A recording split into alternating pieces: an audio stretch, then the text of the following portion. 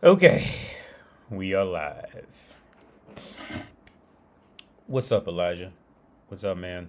Hope you're doing good. Uh-oh, move this. Oh, that's why I was all off. Oof.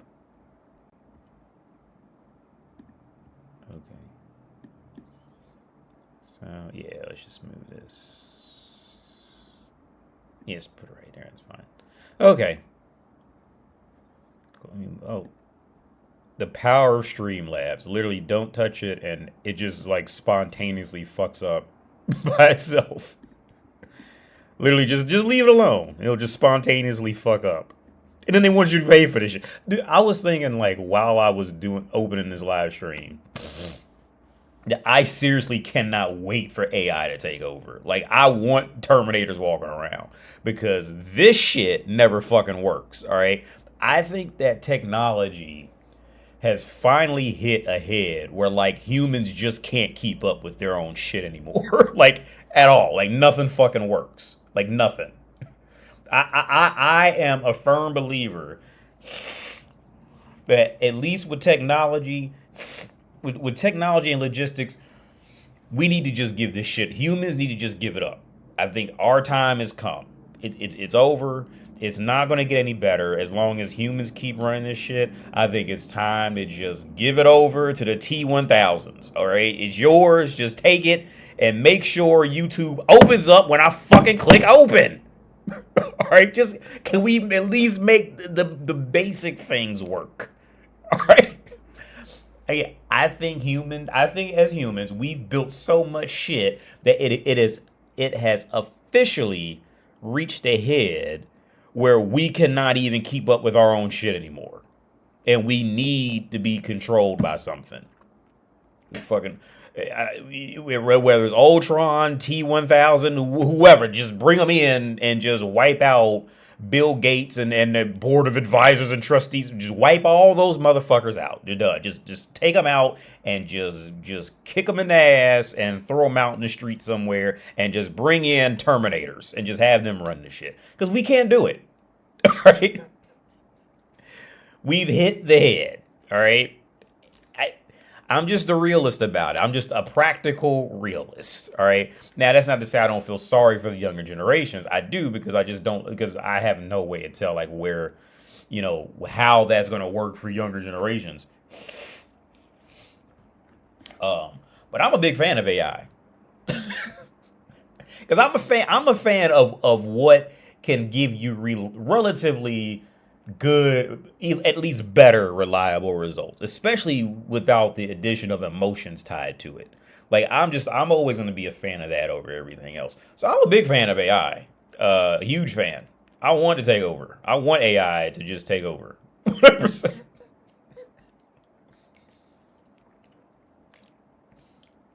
I've been a fan of that since day one. And here's the thing. Now, in my experiences of talking to people, when this topic comes up, right?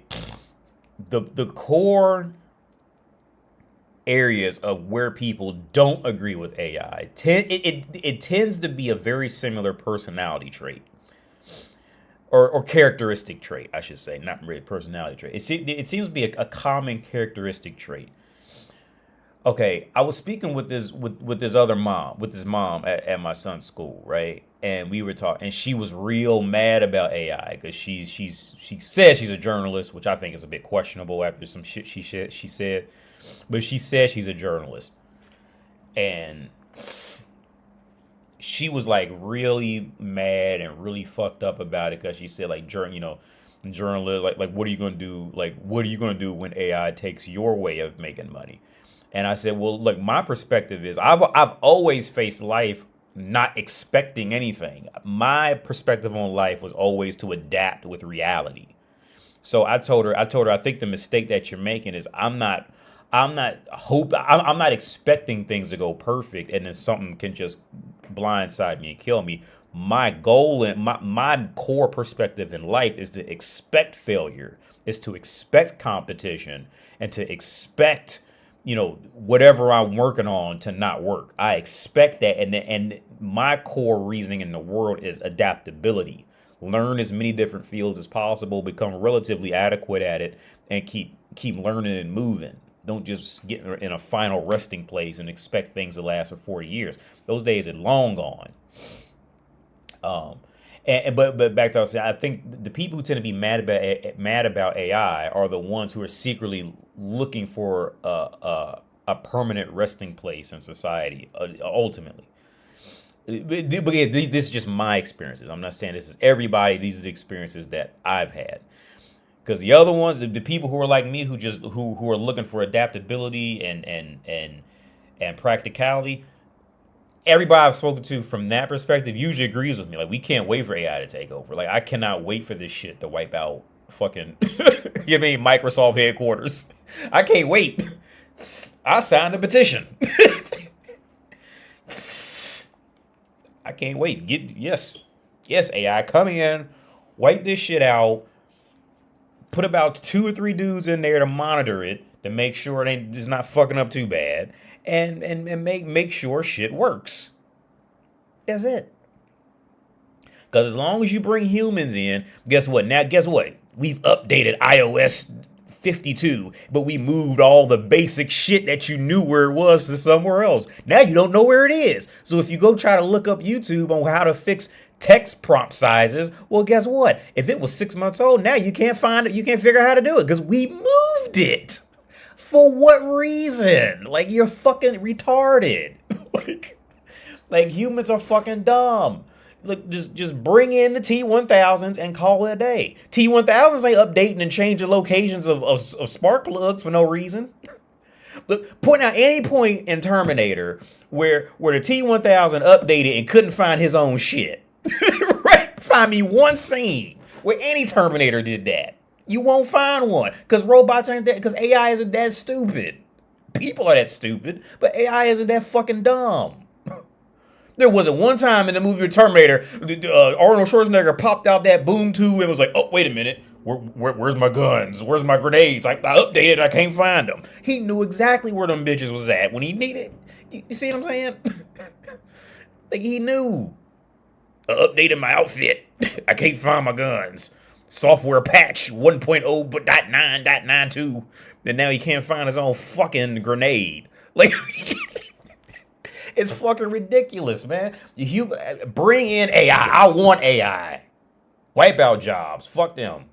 You can't do anything because as long as you have humans working on something, the humans are ultimately worried about their job, worried about their shit. You don't give a fuck about nobody else. All right. If they do, they're a rebel. You know, everything about humans working are a constant. It's a constant turbulent problem for everything else except the actual job. You know what doesn't do that? Robots. Robots do an excellent job. You program a fucking press that make 14 springs, and that motherfucker will make 14 springs as long as it's well oiled and maintained. It's not calling off. So bring in the robot to bring my food. I want that robot waiter. I will tip a robot waiter before I tip a human. Because that robot waiter is going to be on time. All right? They don't care nothing about having kids and feeding all that shit like that. That is reliability. I love AI. I think it's excellent. I love practicality. I love practicality over everything else. Did you know, what's up, Javi? What's up, man? ADD. I know you don't watch soccer, but have you heard about people traveling to the U.S. for the FIFA Cup? Tons of videos on social media of Europeans visiting Walmart or Costco and being amazed. Oh, I'm sure they are. Yeah. Well, no, I don't. No, I don't follow. I was just hanging out with a buddy yesterday, man. A Russian friend of mine. We went to a French library. I was walking with my son, and we met up with him. We went to a French library and all this other shit. And he was bringing up soccer. And he was telling me how Cristiano Ronaldo never. I guess he was telling me how Ronaldo. I don't know anything about football, so I sound like a complete idiot. But he said because his name Cristiano. First of all, I didn't know Cristiano Ronaldo was Portuguese. That's what he told me. I had no idea where the guy was from. I just know the guy's face and kind of know his name. He told me Cristiano Ronaldo was Portuguese, and he said that he never actually won the World Cup.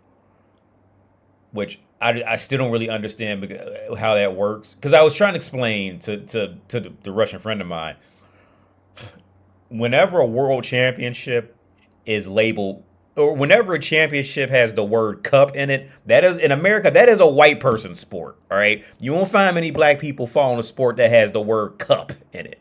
All right.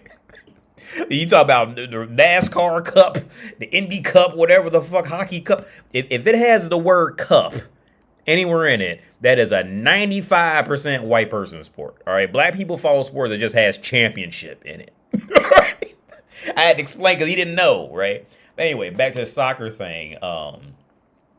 I did see, I seen a clip, like a picture here or there. Like, I didn't click to watch it, but it said like Europeans are amazed when they came to America and see. I mean, I'm sure they would be, because here's the thing. Like, because me and my Russian friend, we talk about it. Because and the more we talk, the more it sounded like Russia and America are more closer together in many ways, definitely than Europe. Europe is more like high school. Like it's more like just a big ass high school, and it's just different high schools across the land. Whereas like Russia is like a big ass, like they from what he tells me, we do share a lot of similarities in our mentality, more than I think the news and media would really want you to believe, right? But and so I always ask him, like, man, like I know it. I always ask him, I said, man, does it fuck with you that like because you're Russian, you're automatically bad, right? Like the world, America has brainwashed the world. Has brainwashed a decent amount of the world. Now, some parts of the world do have a reason to hate Russia, but it's nowhere near as big as amount that the world thinks. Like, for example, like I think the pure reason why Europe does not like Russia is because Russia was the first country that got completely screwed and fucked over by Westerners and Europeans, but Russia genuinely was able to grow and build and grow out of it. So Russia could come back. Russia is Cinderella. Russia is literally Cinderella, and Europe and America, well, I would say Europe are the evil sisters, right? Like when Cinderella fucked around and got her shit together and fucked around and grew past them. Like now, see, them evil sisters don't like her, but they was treating Cinderella like shit the whole movie. That's what Europe was doing to Russia, right? And that's really why Europe doesn't like it. Now, they'll try to blame it on other shit after that, but all that other shit is like that's taken severely out of context from the whole history of what Europe was doing to Russia. Like Russia deserves what they be coming after for real, but no European really likes that conversation because it's the truth. And the European knows that they can't fight Russia if it came to that and they didn't have American help. So that's why they don't really like that conversation. That's the real core of it for real. All right. Because out of all the other countries that the Westerners fucked over, the Westerners in Europe were pretty much able to keep the rest of the countries quiet, or keep them controlled. You know, pretty much like Africa. They were pretty like Europe and America. Between Europe and America, both of those were usually able to keep Africa completely segregated, unable to unite, fighting each other. They still, like, each country in Africa is still its own independent fucking thing. There's no unification, very little unification at all, in relativity to America and Europe, very little. Most other countries, the Westerners were able to keep under control and keep silent after they fucked them over, where Russia was the only one that genuinely built up despite all that and became a world superpower. So, of course, like other countries are going to the countries who shit on them are immediately going to hate them, right? That's just the law of order in these kind of things. But yeah, back to the soccer talks. Yeah, so my Russian friend, we were talking about soccer, and he was I was telling him that if the championship has the word cup in it, that's mostly a white populated sport. Black people don't really follow that shit, you know. At least African Americans don't. But yeah, I wouldn't be surprised that Europeans came to America and was like completely shocked because that's where I was going. Now the younger Europeans, and my dad was just here, and he actually started bringing up stuff that I say. He naturally noticed how like the younger populations were far better. He could tell that the younger populations were much better off mentally here, But the older populations, they're still operating under that like foreigner equals potential threat.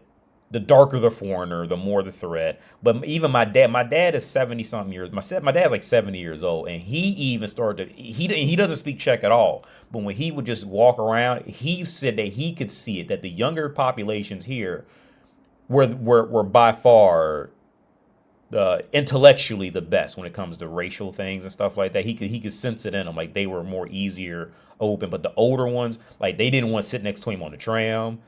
There'd be a seat empty to him right there and another seat empty somewhere else. And these Europeans, they would go sit next to the other white person, especially the older they get. Unless you look like you're that, like, you know, this is the law in the world on a biological level. If you're fuckable, then it doesn't matter what ethnicity you are. If they can look at you and can tell they want to fuck you, or they know somebody else wants to fuck you, then you can slip through the cracks of being, you know, an okay minority. But if you're not fuckable, then you're immediately trash, right? So my dad's like 70. He doesn't like dress super nice, so he could damn near pass as a gypsy for real.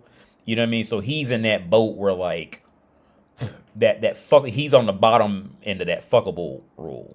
You see what I'm saying? Like he's not immediately like oh you could get somewhere in life, you know, kind of thing. If you just look at him, because most Americans just don't dress like that. We don't, you know, because we actually have money, so we don't have to, you know, even though Americans think they're broke compared to the rest of the world, you have money. So like Americans don't feel that need to like constantly do that. You know, when you own a house, a nice car in America, you had a nice career, all that, you really don't have that urge to like scream that you're not poor. Whereas like most of Europe has that urge to scream that they're not poor because they know that, you know, deep down they kind of are in one form or another. For various different reasons, not just financial, but when you talk about spiritually, world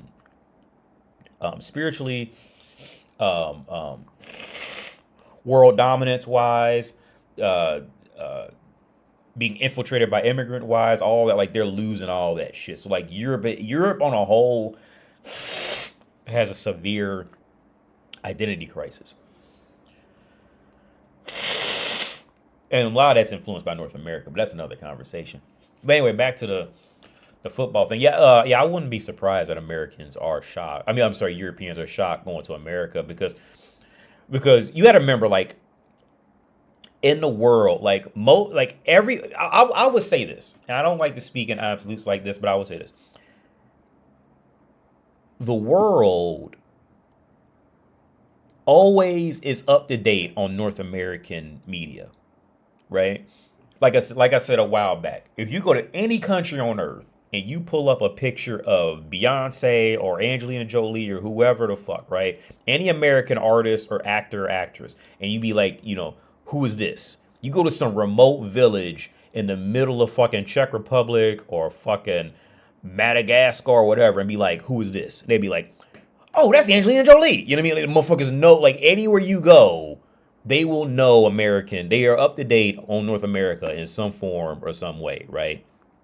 Now, the bad side is that the rest of the world thinks that they know North America. So, and here's it's so bad. It is so bad that if, as an American, you try to tell them something, they think they know more about North America than you do. This is a perfect example. This is one woman I'm teaching. I teach English. I've been seeing her for years now. She's real cool. She's cool. It's not like, but there is like some issues. But I think it's just you know, normal cultural European mindset issues. But anyway, I remember one time I was trying to tell her, even with my spouse, with my child's mother, I would try to tell her, if you go to the store here and you buy fruit punch flavoring, right?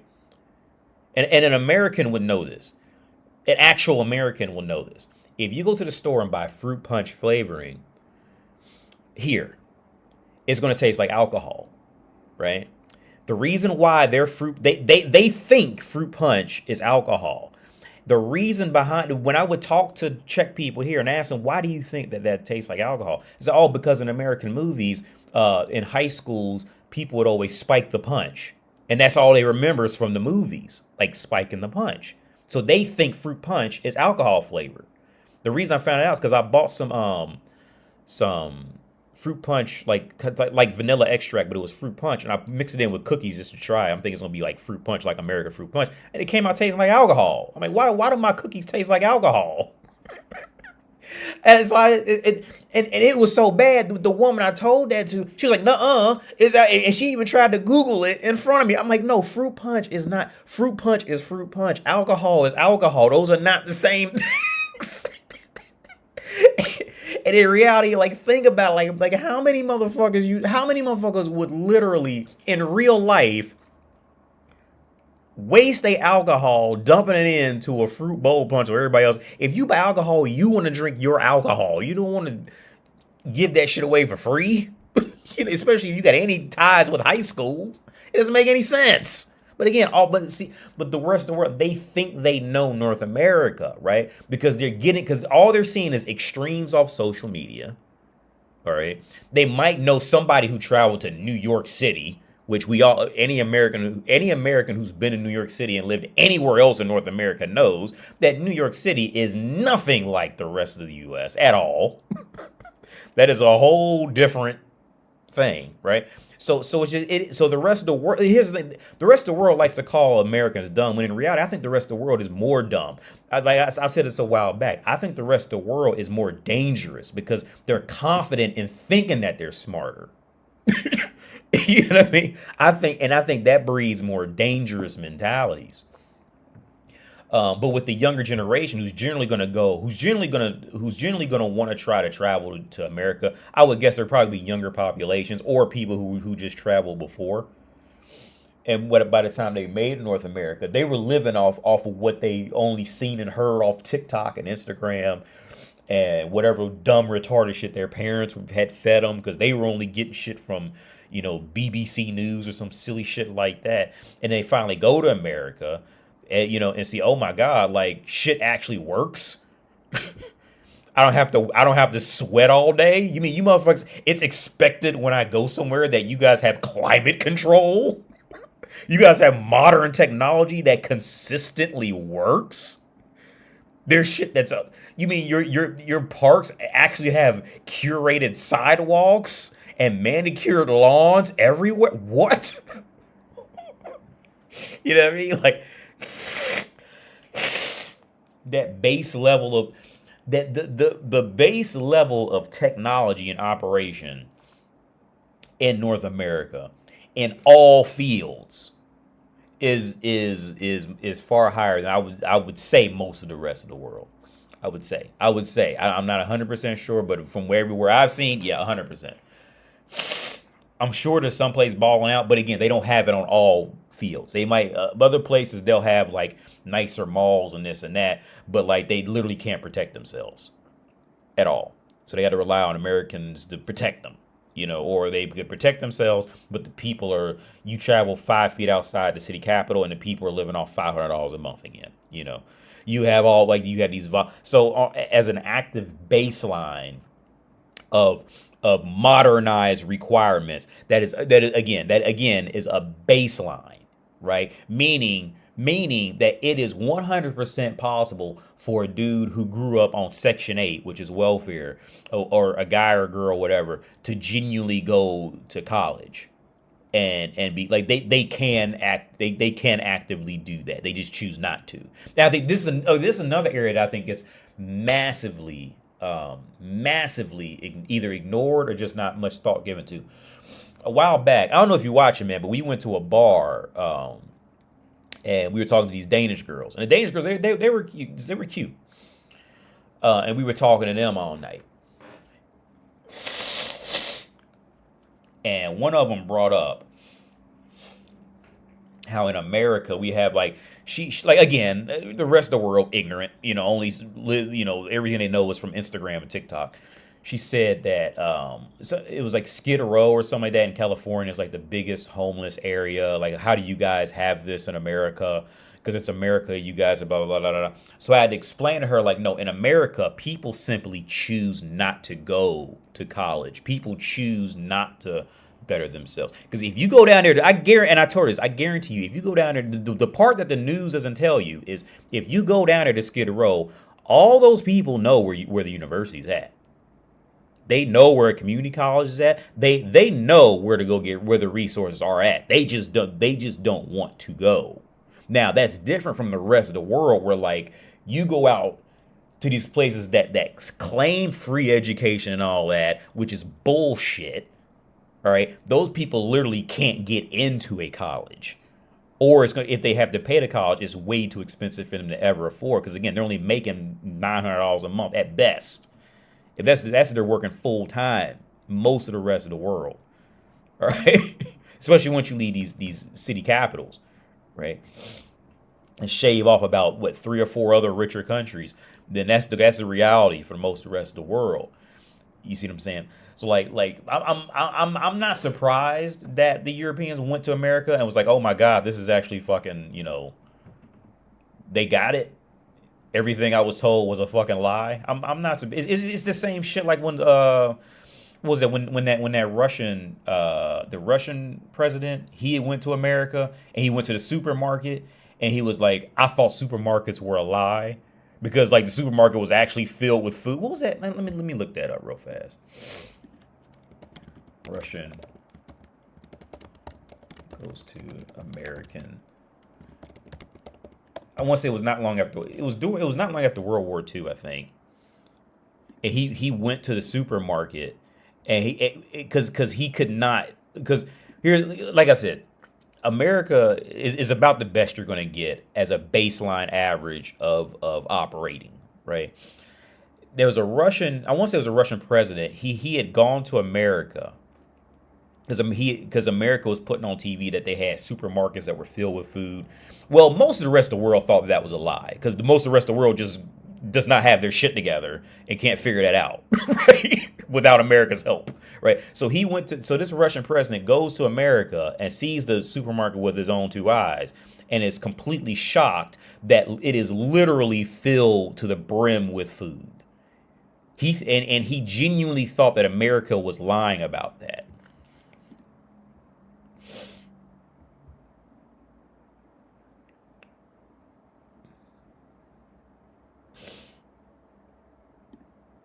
Yeah, maybe this is gonna be.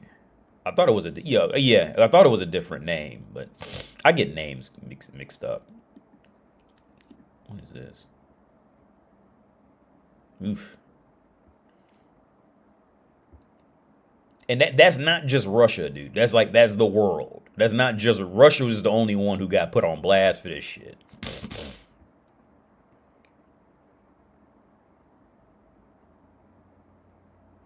He saw the conditions when they saw the conditions of U.S. supermarkets. So yeah, I'm not surprised. I'm really not surprised that Europeans did. I mean, Europe's not in the bad spot. Okay, don't get me wrong. You're not going to go to a grocery store in Europe and see empty shelves. You're not going to see that.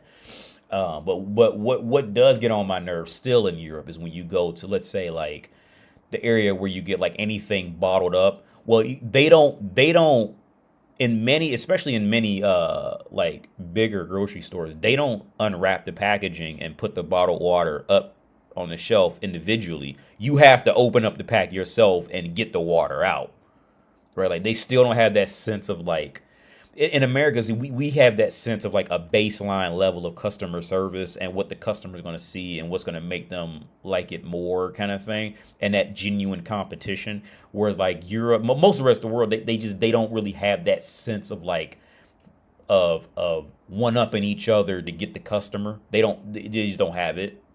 It's still like, it's still caveman shit. Like, I have meat, you buy meat kind of thing. Like it's not, you know what I mean? Like there's no sense of like competing with the neighbor to get more business kind of thing. Because a big reason because they don't talk to each other. So for example, I was telling my dad last time, not this time, but last time he was here, if you walk down the street, right?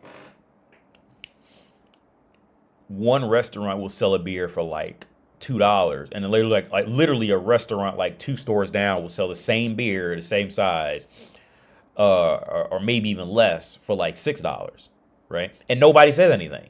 Nobody knows because people don't talk. Americans are about the only population that genuinely communicates to each other, You see what I'm saying? Like when you go out to the restaurant, they don't communicate. Like they're like that's another thing Americans take for granted. Even though we do have a lot more violence, we also have a lot more communication to find to get the better shit.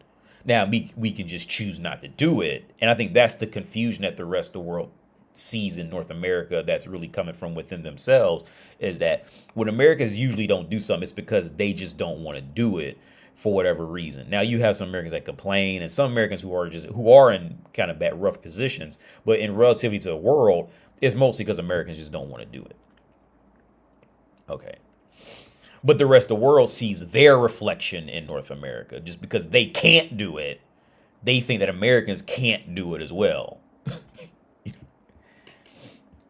But yeah, that was a long rant. But back to that, I'm not surprised that they were, completely shocked.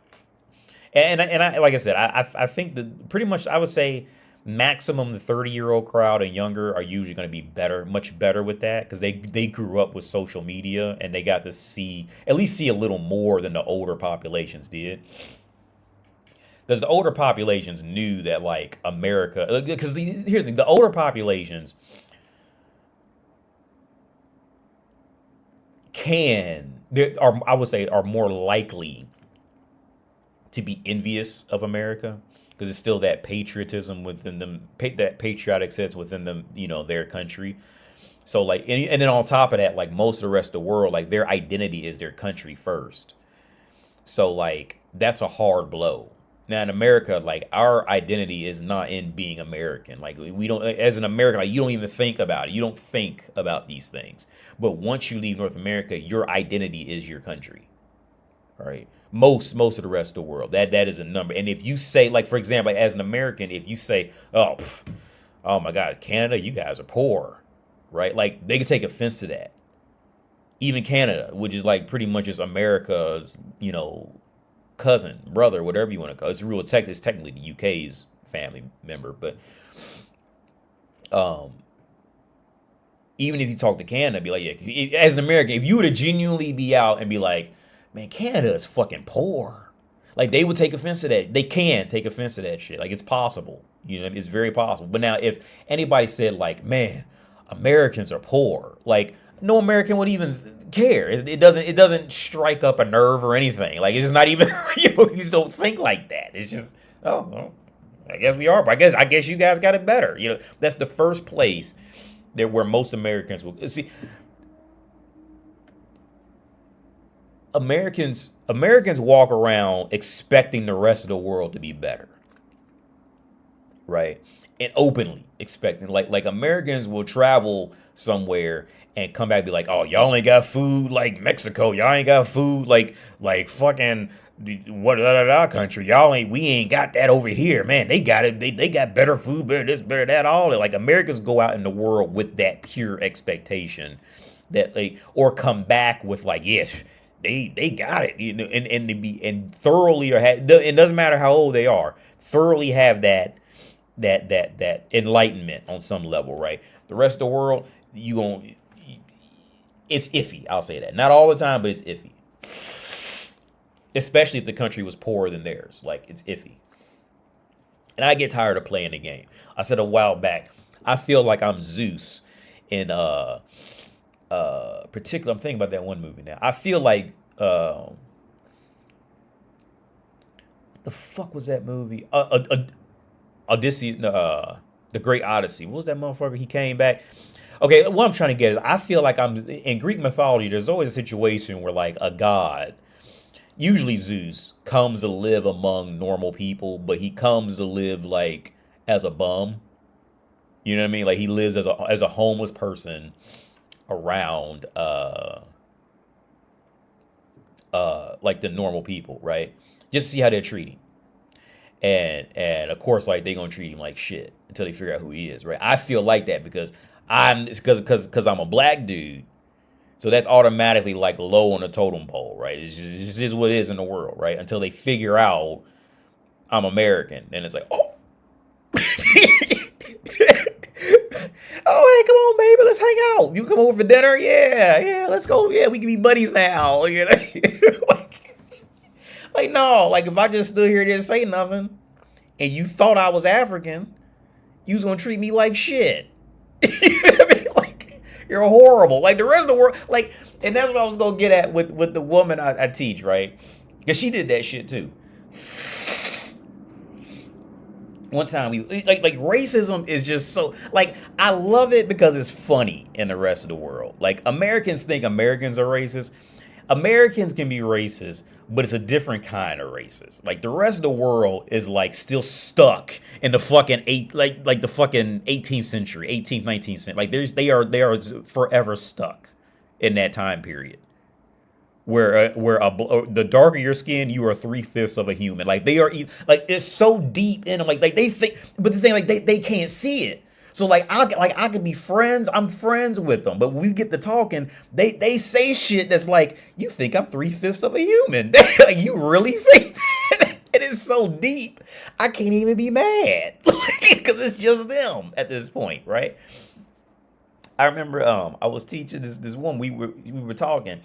And she goes, like, are you mixed? What are you mixed with? I go, I'm not mixed. She goes, are you sure? Because you have a good face structure. She literally goes like this. You have a good face structure. You're not all African. I said, no, both my parents were black. I'm African American. There's no immediate mixture. Like she just like it's just so like as if it's better. You know what I mean? And I was walking with my Russian friend. We was walking. This happened yesterday, right?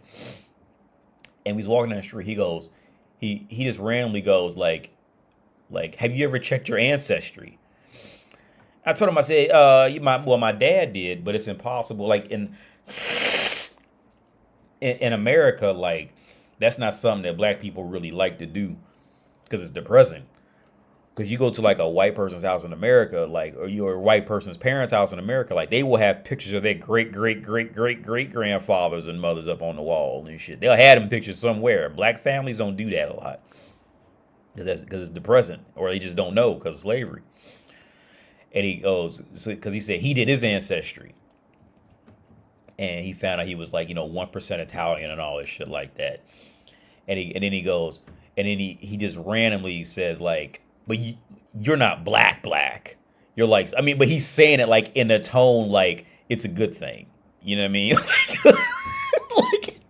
like, ooh, at least you're not African kind of thing. Like it's fucked up, man. Like the world's racism is like, but here's the like, you can't even get mad because like it's just them. Like they don't know like it's just so casual. It's just normalized racism. And that like they genuinely don't see it or know it at all. Like it's just I've gotten all types of comments like, yeah, but like you're not like them though. Like what the fuck are you talking about? Or it's like I have to make I make the cut to be like better than an African kind of thing. I think that's super fucked up. That's fucked up. It's just casual. It's just so normalized. You know, like but it's fun. I can't even be mad. It's funny. Like how do you just walk around? You know what I mean? It's fucked up. When I was in China, they treated me like crap because they thought I was African. I wouldn't put it past them, man. Like, especially till they hear you talk. Now, I don't know how China works with that. Like, if they hear you speak, it's like a good thing about Europe is like they like to entertain foreign languages here. That's a good thing I'll say about at least the EU area. They like to entertain foreign. It's cute to them to speak foreign languages. It's definitely more cute for them. But like for example, like when I was in like Ukraine. Outside the EU, like they motherfucker, you better speak English. I mean, Russian.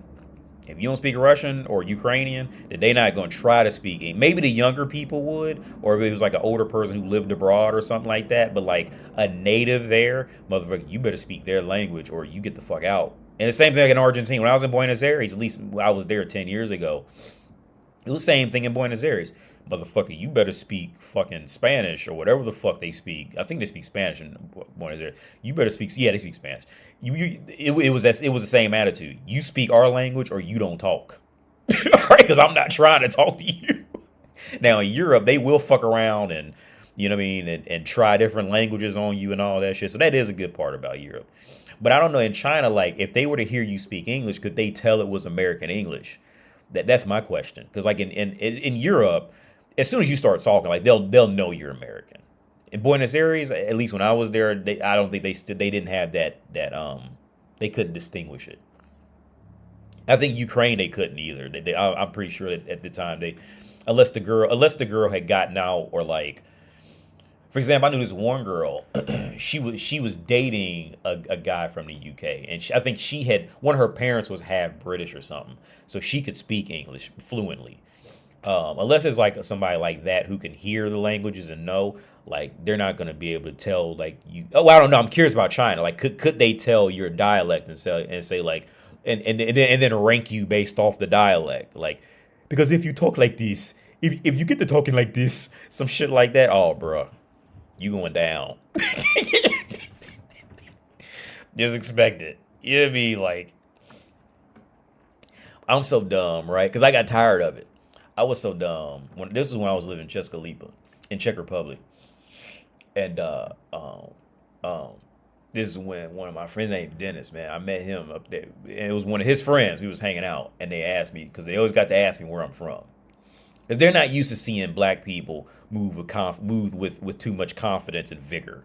You know what I'm saying? They're used to seeing black people delivering food and shit like that, and being door hosters and shit like that. They're not used to seeing black people dress nice with vigor and energy. That's like, you know, some foreign fantasy bullshit. That's sci-fi to them. You know what I mean? So they always got to ask me where I'm from. Always got to ask me where I'm from. And I was so dumb. I just said, they said, what country are you from? I said, Africa. They said, what country in Africa? I was like, oh shit, I didn't know. You know, like every country in Africa. Because there's the thing. It's like how most Americans don't think that Europe is a continent. They think Europe is a country. And I always have to explain to like people who aren't Americans why that is because America expects that the rest of the world is as united as America. So that's why Americans tend to automatically think that Europe is a country or Africa is a country, because we expect, again, that baseline of operating functionality. We expect that Europe would be fully united. We expect Africa to be fully united. We expect South America to be fully united. We don't walk around and say, yeah, I'm Californian and I'm from America. No one would ever tell you I'm Kentuckian and I'm from America. No American would ever say that. You know what I mean? Like, but an Argentinian would be like, yeah, I'm Argentinian and I'm from South America. It's the country first, and then the continent and all that shit later. Whereas America is the continent first, and well, technically it's all the same continent, but it depends on how far you want to go with it. But in America, it's the country. It's the country first on a united level, and then the state second. What's up, Cooler? What do you think about the state of red pill? I think red pill is going the way of black pill. It's turning the shit. To be honest with you, Elijah, I think it's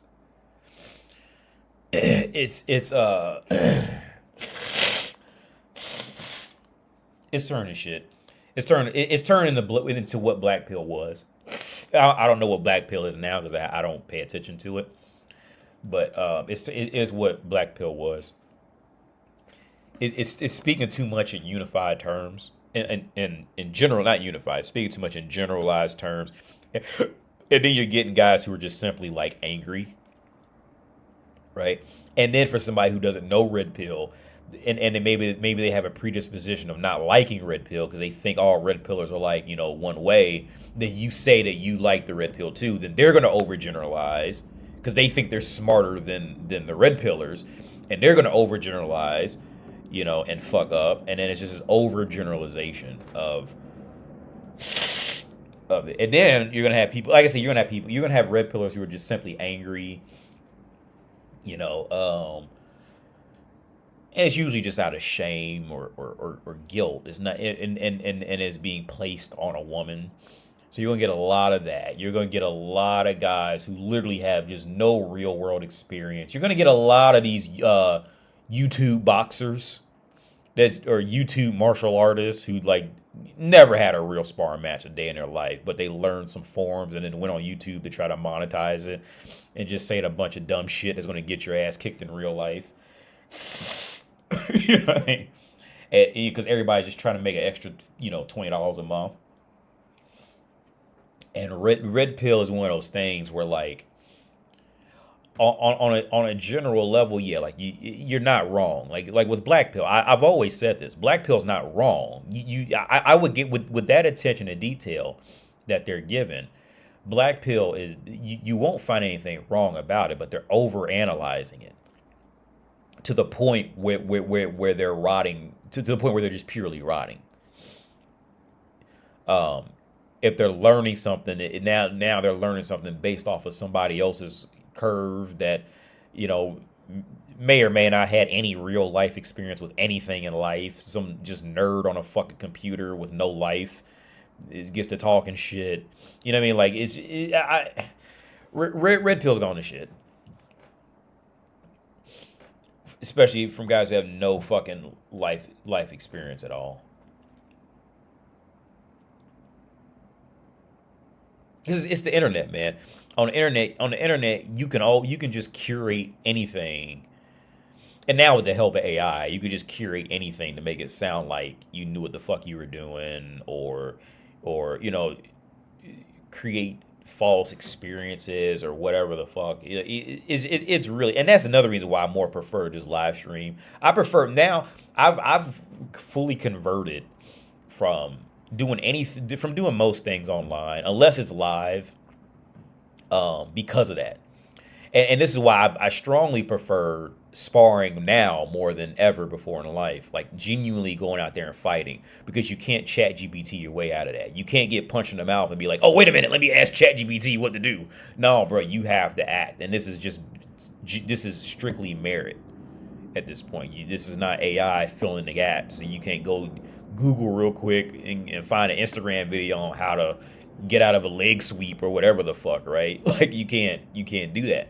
So that's another reason why I just like doubled down on sparring, so I can like keep that part of me active. Because doing like videos and all that, I mean, it's cool, and I wouldn't use AI for a video. I wouldn't do that.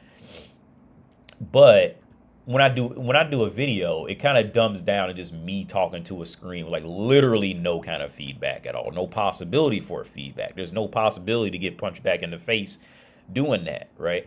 So I just really felt like I was just talking to a fucking, into an abyss kind of thing.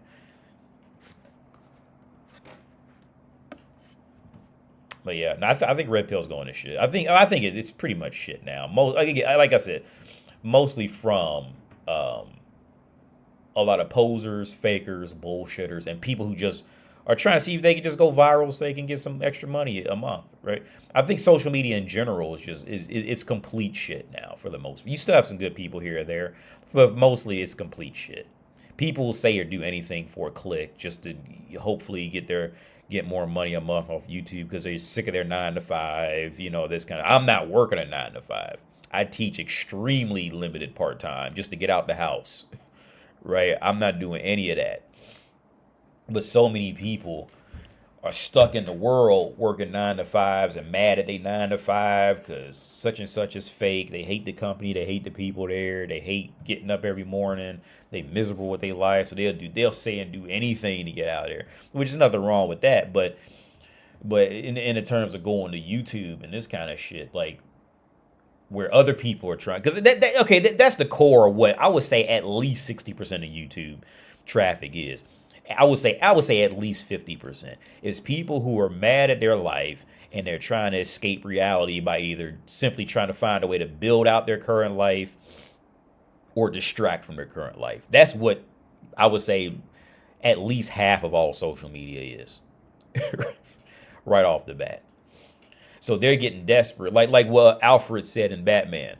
They're gonna start turning to people they don't fully understand, because Because what happens is when a person is mad at their life, they hate their life, this and that, they're going to be that much more willing to listen to anybody who says anything with confidence, and that they can't fully understand, because they know that if they fully understand it, then it must be wrong. Then it must not be. There's a higher chance it may not be good for them, because everything that they understood was bad for them.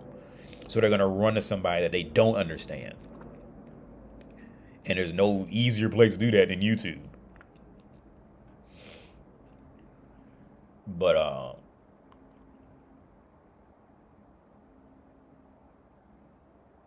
But okay, yeah, Simon Lewis, yeah, I 100% agree with you. I 100% agree. Black, there's nothing, but I would guarantee you that even I couldn't find. I'm like I'm some higher authority, but I would say this. I would say that I couldn't find a lot that would just be wrong with Black Pill. In fact, I'll say Black Pill would probably beat me in a lot of stuff. The problem with Black Pill is it's kind of that Alan Watts speech where he brings up this girl who it's kind of a similar situation where it was an extreme. Even though the extreme is not wrong, it's still an extreme, and extremes are rarely ever good. There's a girl who all she wanted was a gerbil, a pet gerbil or something like that. And so her parents takes her to the gerbil store to buy a gerbil, and she loved it, right? And they get in the car, and she hugs the gerbil on the way home. And on the way home, she had hugged the gerbil so hard that she had killed it with love. Meaning it was uncontrolled logic. Even if you love something, you still have to perform maintenance. You still have to be policed, right? Like, for example, with my son, like raising a child. Like, raising a child is one of the few areas where, like, the authority is almost rarely ever policed by anything. So the person has to take it upon themselves to police themselves, right? The problem with Black Pill is it's going to be filled with a bunch of guys, generally. Red Pill, not so much. Red Pill has more women in it than I think most men are aware of. But Black Pill is going to be mostly guys. The reason why is because guys are just so hardcore cut on logic to the point where the logic will override swagger in real life, all that shit, because they're digging for more logic, to the point where it's uncontrolled at this point. There's no sense of real life maintenance, real world, no, of natural fluid maintenance, no sense of it. So now Black Pill is the equivalent of, like, well, I would say this. Black Pill is the equivalent, let's say, of like a 19-year-old dude with no education, no real world skills, who goes to try to work at a factory and put in 90 hours a week because he thinks that's going to give him a lot of money. Right? Like, it's an impulse. The impulse is all out of order. Now, the logic's not wrong. The logic of going to work in a factory is not wrong. Okay, yeah, if you go to work in a factory, you put in overtime, yeah, you will get more money. That is right. Okay, but the impulse was all wrong in managing where to put work in. See, because you're going to max out at working at that. If you keep doing that 9.9 times out of 10, you're going to max out in that position at that factory. All right. And in factory work, you're never going to grow into becoming an account manager or working at in a climate controlled office or nothing like that. You're going to be stuck sweating all day with the same results. Now, you can get stronger. Yeah, you get some money. You get you a little money, get you a little house somewhere, maybe get you a little Dodge Charger or some shit like that. Right. But you're ultimately going to be capped because that impulse of just doing the immediate right thing, even though it's not, like I said, it's right, especially depending on where the person's coming from. It's right, but you're going to be capped. And I think that's what Black Pill is. Black Pill is the same. Like, it's not wrong, but it's it's a lack of impulse control on logic. Like, Because I got in this argument with this dude at jiu-jitsu, right? And the dude could have beat my ass for real. But I got in an argument with him, right? And everybody's seen it. Like, I mean, dude could literally kick my ass. He was like a brown belt. He kicked my ass, right? But I got in an argument with him about this.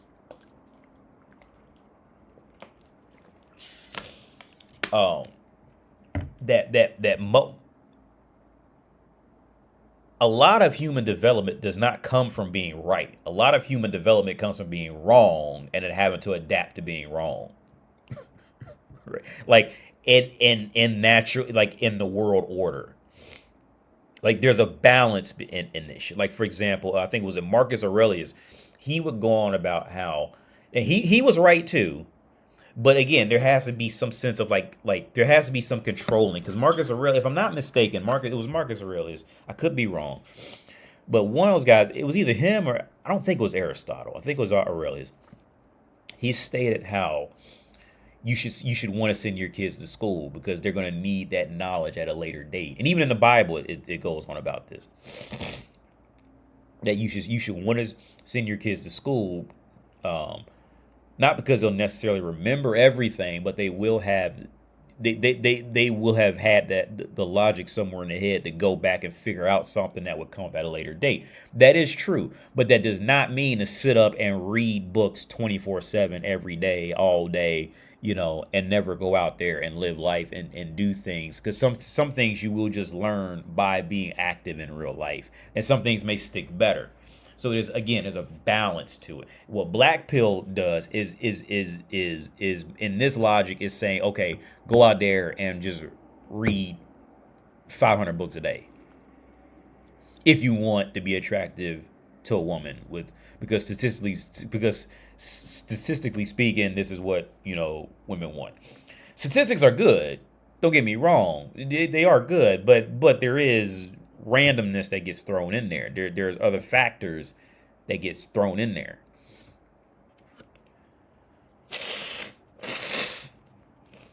Another issue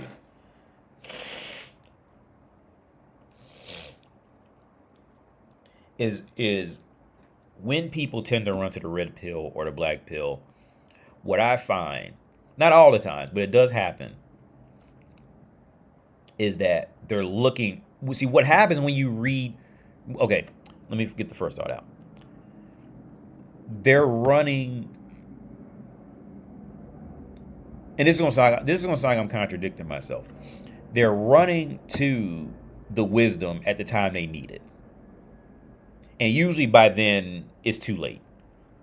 Usually by then, in life issues, it's too late. And this goes on, because now I'm thinking about what the Bible said about this stuff. And the Bible goes on about that, like, wisdom is not, wisdom doesn't come, usually it doesn't come at the moment you need it.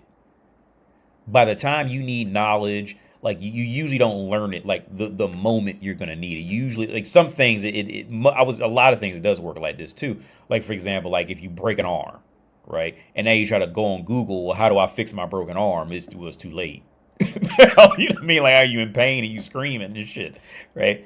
That was something you should have known before, and been, but it sounds contradicting, but I'm just gonna wrap it up here. In the end, you do need to study, but also to go out there and genuinely find what you really are in the world, especially when it comes to women and people. Okay, because I'll tell you straight up right now, money does not fix this shit.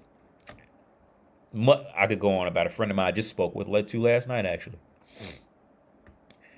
Money does not fix this. Okay, height does not fix this. Looks does not fix this. Okay, because I will tell you straight, look, because I'm bald, right? I'm short. I'm 5'7". I'm probably 5'6" now because I have bad scoliosis. I'm 5'6". I'm short and I'm fucking bald, right?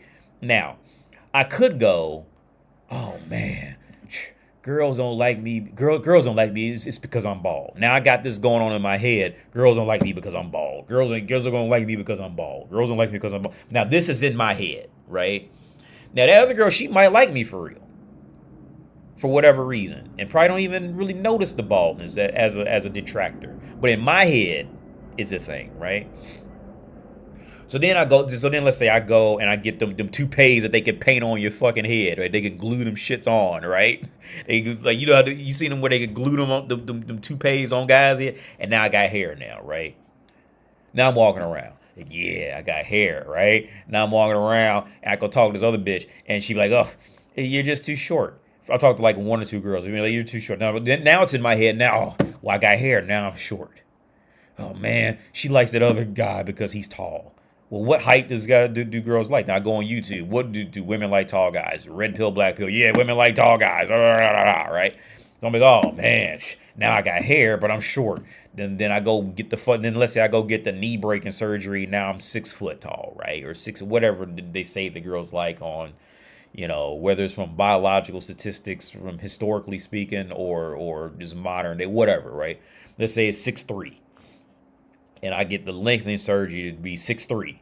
Now I'm 6'3" with hair, right? I've always had like abs and all that shit, so I don't got to worry about that. I've always had a good physical shape. But those are my two weaknesses, right? So now I'm walking around, I got hair, and I'm 6'3", right? And I'm walking up, and let's say I go talk to a bitch, and she don't like me, right? Because now I got a personality to her, right? Now I'm walking, oh man, now I got a personality. Now I'm 6'3" with hair, now I got a personality. So then, now I got to go, and let's say I pay somebody to teach me how to have a personality to talk to women, right? So now I can actually talk to women. And I keep talking to women, and I find a woman I really like, and she doesn't like me because my nose is too short. And I'm like, oh man, like, yeah, now I'm 6'3". I know how to talk to people. I got hair, and now my nose is too short. I'm like, oh, now do you go on the internet? Well, what length nose? I've heard my nose is short. She likes guys with noses, and then they come up with all these nicknames for that shit. Do you go out and get surgery on your nose, right? Do you go out now? I got a good nose, good personality, 6'3" hair. I go out, and she don't like me because I don't wear a certain style of shoes. Right? And I'm like, oh, now see. That's what happens. And I guarantee you black pill is not teaching you that side of it. I guarantee you black pill. They can't, because that's their whole selling market, is to tell you that X will work. I guarantee you. And red pill has met, from what I've seen, because I don't watch a lot of it, but from what I've seen, red pill is meshed with that. They're not analyzing like the real psychological side of doing this shit. Right. There is a side that, like, matter of fact, with my rush friend, we were just talking about this. He said he met a girl down there at the river. He said that the girl was not even his type, but her personality just like shot her up by like 10 to him. And he had sex with her. But she wasn't his physical type at all. I don't like tall, skinny women, and tall, skinny women always end up loving me. Always. They always start giving me that look like, yeah. You start looking me up and down, say, yeah, we should hang out sometime. Always, dude. It always happens. I don't like tall, skinny women. I never have. But they always like me. But the moral of the story is, as a man, especially as a man, if personality matter, personality, stability in life, these things, it doesn't have to be rich stability, but just stability, right? You don't have to be super mega rich or anything like that, but just if you could just bring a sense of stability, a sense of, also, like a sense of like emotional riling and that kind of stuff like that, you're fine. Just that whole, you got to be 6 foot tall, 6-pack, blah blah blah. By the time, here's the thing, I will say this too. By the time men and women are saying that that's all, oh shit. By the time men and women are saying that that's all the other sex wants, it's because they don't got a good personality.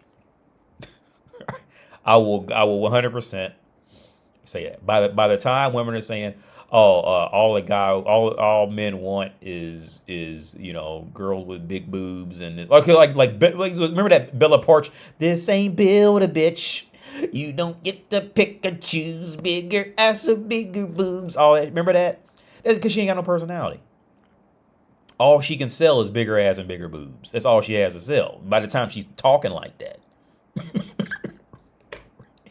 But by the time somebody's talking like that, that's why.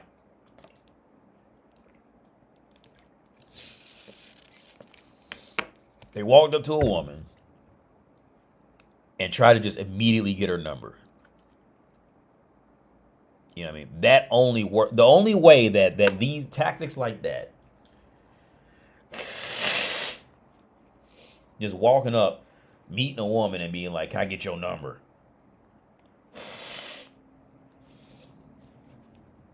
The only time that works is if you are just visibly an elite person to the whatever they're attracted to. That's the only time that works. Any other way, you gotta have some kind of you gotta have at least some type of personality. And even then, it doesn't work all the time. I guarantee you, Chris Hemsworth will tell you stories. The dude who played Thor, he'll tell you stories. He tried it and got rejected. Doesn't work all the time. It's not about money. I was going to tell a story about the guy I know I was speaking to last night. He is paying. He's giving a woman $1,000 a month, and she don't like him. He gave his ex-girlfriend a house, and she don't like him. His ex-girlfriend was treating him like shit. Never dressed up. I got other stories about her that was rough. I'm not gonna put that on the internet, but you like him. And he knew I think he knows it. He's giving this girl now $1,000 a month. She don't like him. He's got plenty of money. He's always had plenty of money.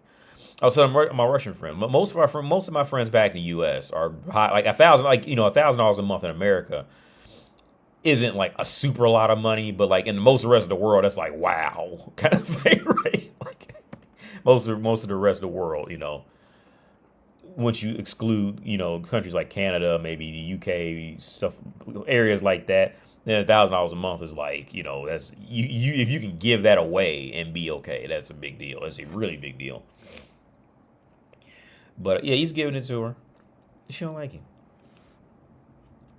Out of every person I knew,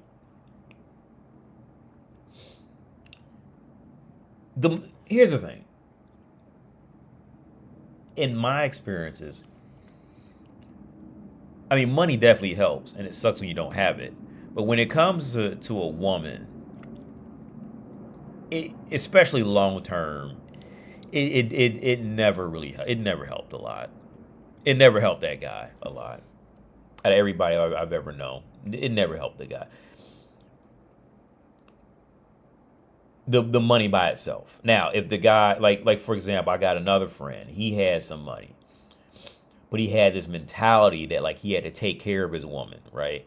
So when he lost his job, like I immediately seen in his face like that girl left him. Because I could see that he's just he was just unstable. He was unstable. I could see it in his face as soon as I seen him after he lost his job. He lost all sense of stability. Just in his facial expression, it was gone. Like I could see he had imploded on himself. And if I seen it, the woman seen it long before that. Right? That sense of and I think this is where now this is another area where I think, because the joke is like the felons that have 3 baby mamas. Like they always have a girlfriend. I think this is another area where those guys succeed, where you'd be better off getting pussy from a dude. Yeah, a dude would be better off getting pussy as a guy being a felon with kids, versus a guy who is just normal and working a job, a relatively normal guy, because the guy who's a felon has already lost a lot. They've already been through some kind of ringer, right, in the world, not a controlled ringer, like he's lost his freedom for a while, he's lost whatever, and it was out of. So now when he sees the world, he's more like he's more stable in just accepting downtimes, right? It's yeah, that's fucked up, whatever, that says stability. Like now the woman sees stability in that. It doesn't affect him. Whereas like a dude who's just working a job, he loses that job, he's gonna get depressed, he get the drinking. You know, he's losing all that stability. And I think that's another area. Like I said, I think that's another area where the bad boy felon does beat the good guy. Because the good guy typically doesn't know how to properly flow with instability, with realistic instability in his life. He doesn't know. Whereas like the guy who essentially is like he's essentially Bane. Like Bane knew how to live with no food, no water. So he was stronger when it came time to be poor. You know what I mean? Whereas like the normal guy doesn't know how to do that. So he's gonna crumble a lot more visibly and physically, mentally. I'd rather be sexless and childless than be married with a woman who hates and doesn't respect me. Yeah.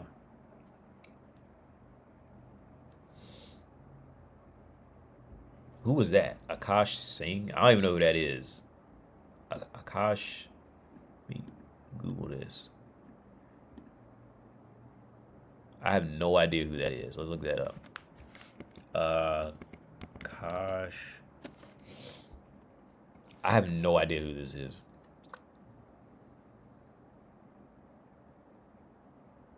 He's a comedian.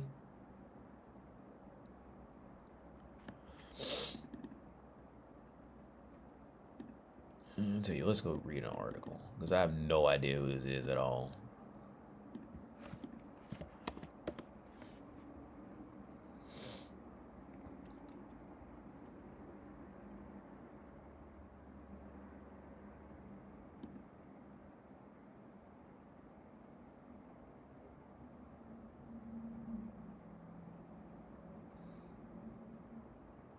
He quit a podcast because his wife. Yeah, that right there says a lot. Well, I don't know. It could be completely out of context.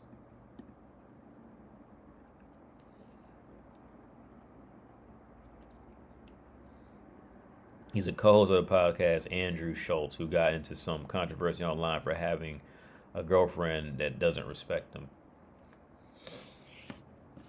Well, I'm not surprised about that.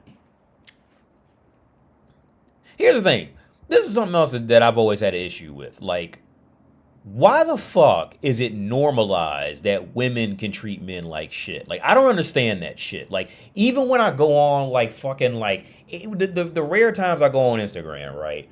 And I see reels with, like, men who are just miserable putting up with some wife and just still walk around saying, I love my wife. Like, why is that normalized that women can just be like horrible people and men just put up with that shit? There is nothing normal about that. My child's mother, I don't know where the fuck she is, but she's not here because I kicked her out.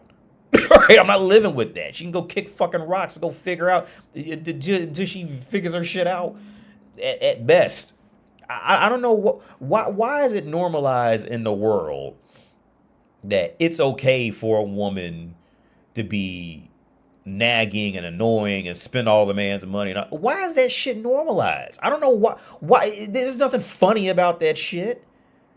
Like what? Because I remember the show King. I used to think King of Queens was a great show. The King of Queens with Kevin. What's that dude's name? He played Paul Blart Mall Cop.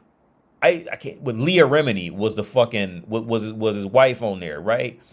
And I remember there was some scene. First off, the show is just literally just domestic abuse. Like if you watch it as a grown adult, like it's horrible. Like Leah Remini, you are a terrible human being. If you were anything like you were on that show, I will tell you straight in your face, you are a terrible human. Doug Heffernan was fucking great for putting up with you. Right? If you go back and watch King of Queens and cut that laugh track out, that is just that is a horror show. All right, that is depressing. First off, all right. Second, if you had flipped the script and gave Doug Carrie's lines, if you switched the man and the woman's lines, that shit would be straight abuse, dude. They wouldn't even let you air that shit. But it's comical when a woman makes fun of a man because his weight and all that shit, like, because he was fat on this. He was bigger. He wasn't fat, but he was big on the show. And she would always make fun of him because of his weight and all this shit, and just be dogging him out, spending all his money going out and buying expensive shit on his money. This is horrible. Like, that shit is not normal. There's nothing cute about that shit. I will beat a bitch ass for coming spending all my get the fuck out of here. I'm not playing that game. That is not a game I'm going to play.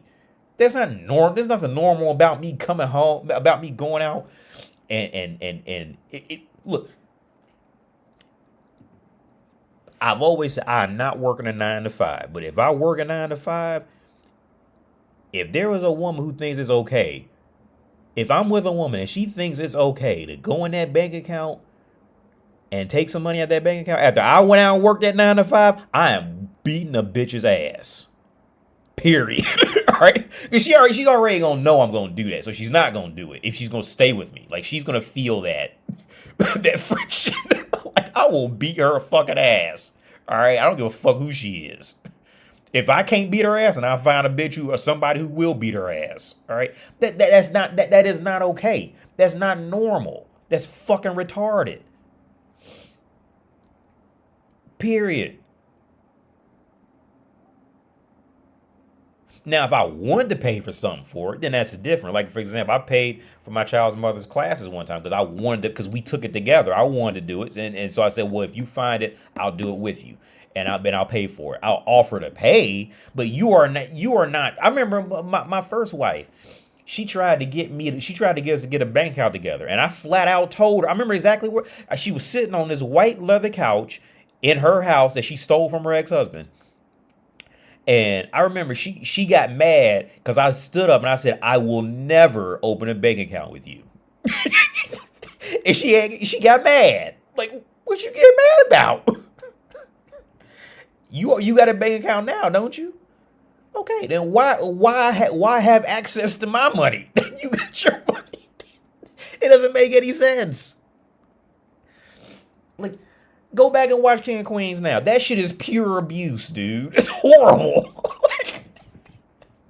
I can't even find it funny anymore. I mean, it's still a little funny because the Kevin dude is just funny. But and I love Ben Stiller. I love him.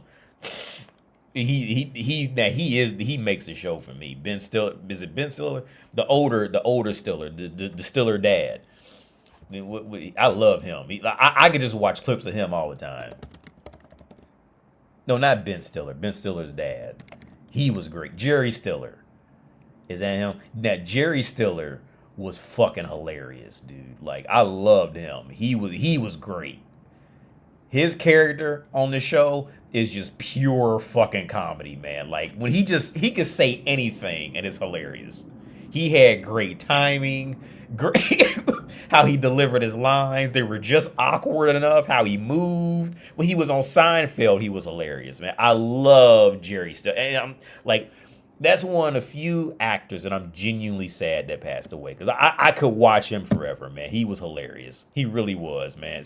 Very few actors could genuinely make me laugh like he did. I'll tell you another actor who's funny, but he's never funny in movies, but he's funny in real life, is Harrison Ford. That's another dude. I don't like Indiana Jones. I don't like Star Wars. But when I watched his interview on Conan, that dude was fucking hilarious. Like, I would love to hang out with Harrison Ford, not the Star Wars dude. I don't give a fuck about Star Wars. He was fucking hilarious.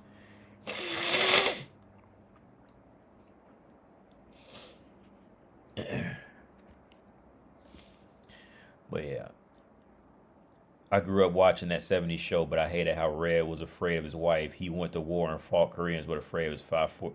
Yeah. That's just not normal, man. I just don't get. I don't get why society keeps trying to normalize. I'm afraid of my wife. Like, what? Why the fuck are you walking around? Like, why? How are you happy coming home and being afraid of somebody? That just don't even sound right to me. Like, what? Are you fucking dumb? Like, Like, what the fuck? How do you just exist? How do you just exist when you be out somewhere and you just be like, yeah, I can't, oh, I'm just so tired. Can't wait to go home and be afraid of somebody. That's dumb. Nah, somebody's got to go. I don't want her to be afraid of me, and I'm damn sure not going to be afraid of her. All right, especially living with her. Now, if I know I did something wrong, then I'm going to maybe a little off, but like, then on top of that, normalizing women just this shit is sick, man. Like, I don't know why or how this came up in the world. How did this come up in the world that like it's cute to be afraid of your wife and she just spend all your money? Like, I don't know, how did that become normalized? Like, there's nothing cute about that. There's nothing funny about that. That's fucking, there's nothing cute, funny, or attractive about that. That bitch can go sleep at a homeless shelter till she learns how to act like a decent human. All right?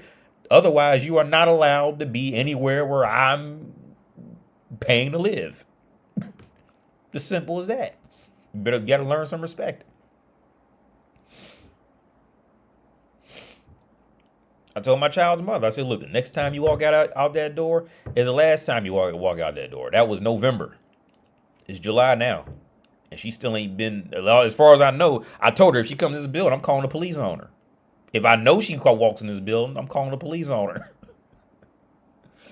her. She ain't got no sense. She don't know how to act like she don't know how to respect. She went too ridiculous. I know the first time I noticed it was with her was when I put my name on the birth certificate. That was the immediate start of her just immediate. It was an immediate decline. I still clearly remember that because we were walking to go pick our son up from school. And I stopped to talk to this guy, and she just kept walking. Didn't stop or nothing. Right? And when I called to her, I said, look, when we walk up to the school, we walk up to the school together. We don't walk up here, one person come and the other person just straggle on in. No, fragmented dumb shit like that. When we walk up to the school as parents, we walk up to the school together. Because she just walked off, and that was the first time, and she just immediately declined. I guess she felt like she had some control over me after my name was on the birth certificate. Bitch, no the fuck you don't. Right? That was the first, and I checked her outside that school hard. I said some other shit, and I'm not gonna say on YouTube, but I checked her hard. I didn't beat her up. I didn't punch her because I'm not gonna do anything like that, especially out in public. But I checked her verbally hard. But that was the start. When I put my name on that, literally later that day, when I put my name on it, there was a complete change. Because she thought she had something on me, I guess.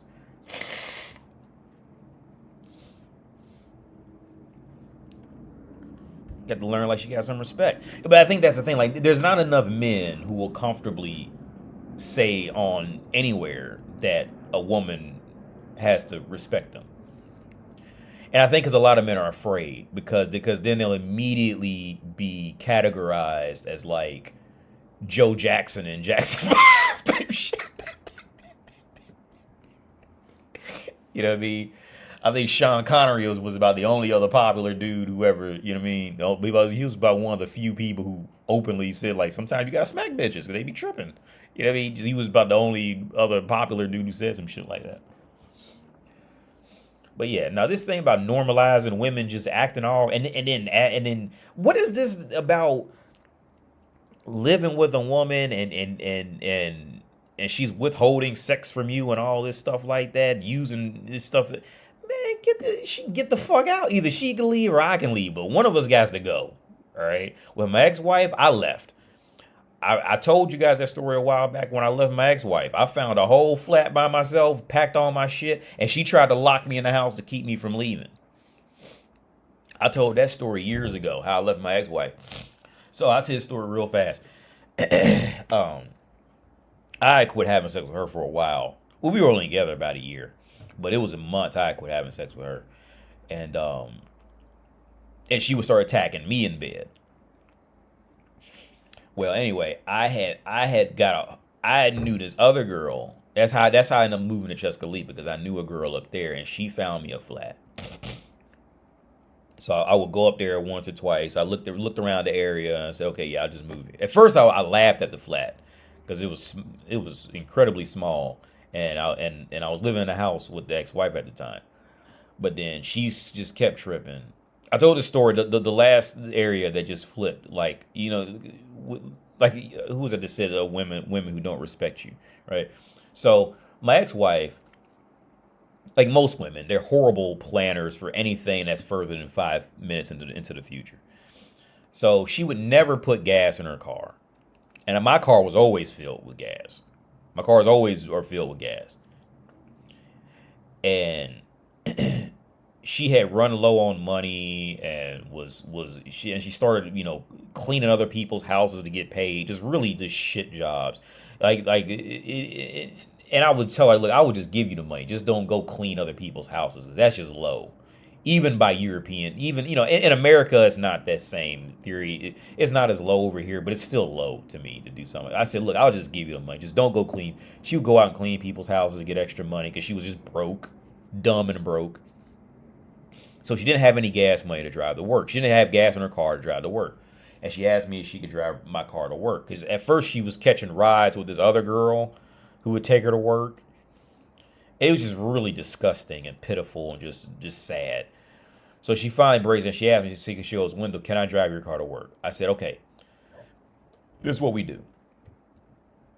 I will forget all our previous problems, and I'll let you drive my car to work as long as by the end of the week, you fill the car up with gas, right? And I'll forget everything. Everything in the past will just be erased, and we'll just move forward from there.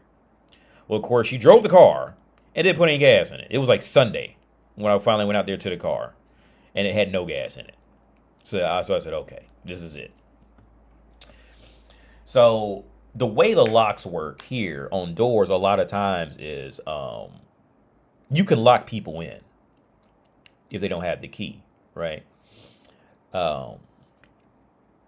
So she had a gate that led from the driveway to the main street, and she would always leave her car door unlocked, and her car door had the gate remote, the gate fob, the gate remote on there, right? But she would always leave her, and I would always tell her, look, you gotta lock your car doors because you don't know who could be watching you, right? But she would never lock her car doors, and I would always tell her, lock your car doors, and her car door would never be locked. So when I was packing my bags to leave, she kept trying to talk me into slowing down and stopping, telling me she was pregnant or anything just to get me to stop, right? So I'm just like packing all my stuff, putting it, like going downstairs, putting it in the car. She tried to lock me in. So I can't remember how I ended up getting out, but she tried to lock the door and take the keys. I forget how I ended up getting out. I genuinely can't remember how I ended up getting out. But so when I packed my car up, I got it. It was dark outside, and I don't have the key fob to open the gate to get out to the street. But I knew that she always left her car door unlocked because she never locked the car door, right? and the key fob was in her car. And she opens the window, just staring at me, I guess to say, like, you stupid motherfucker, you can't even get out, right? And so I just hit I mean, she didn't see me take the key fob out of her car. I just hit it. I just went beep, and it opened. And she just like jumped up. Because I could see her in the window. She just jumped up and ran, right? And it was raining. And after I opened it, I threw I threw it back in there, and she ran out in the street like cussing me out probably in check. And I just drove off. And it was nighttime. I still remember that, and that's how I left. It's that respect, man. Like, and my child's mother's fucking finished. I